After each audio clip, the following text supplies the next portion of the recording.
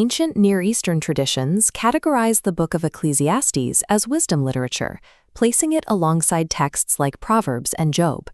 The text spends 12 chapters deconstructing the limits of human intellect and achievement, challenging the very category it occupies.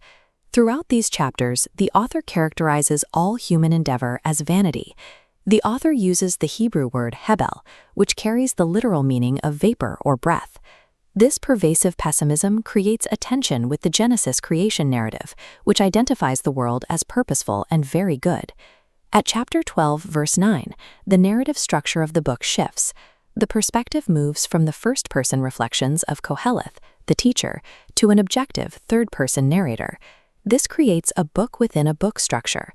The interior block contains Qoheleth's subjective and skeptical reflections on human life.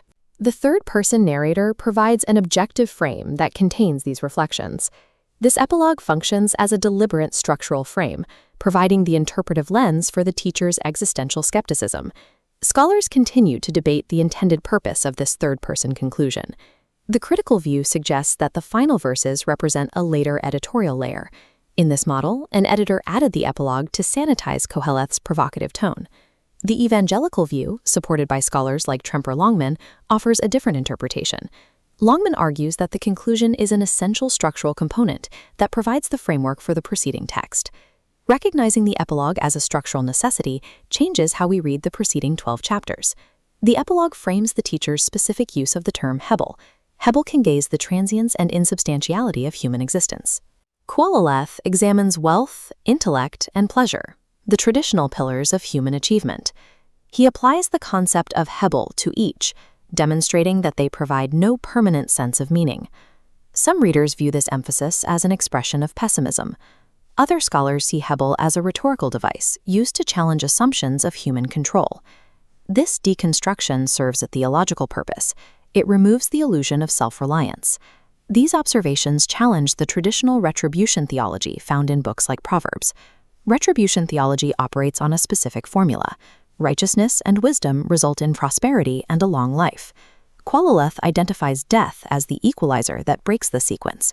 Because death claims both the wise and the foolish, the expectation of guaranteed earthly reward fails. This limitation redefines wisdom.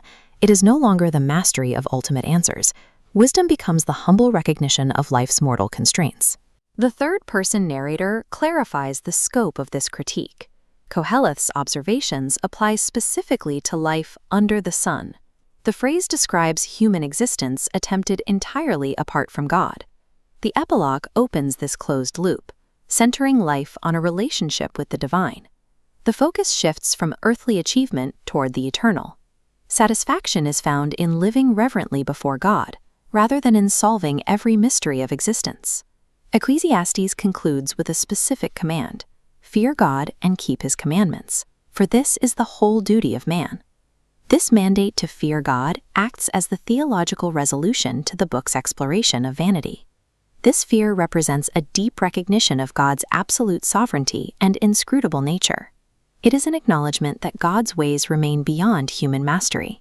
Fearing God is the rational response to the transience of life. The conclusion contextualizes the entire book as a robust theological framework. The text shows that acknowledging life's limitations and injustices is compatible with faith. Recognizing these limitations is a necessary step toward genuine reverence.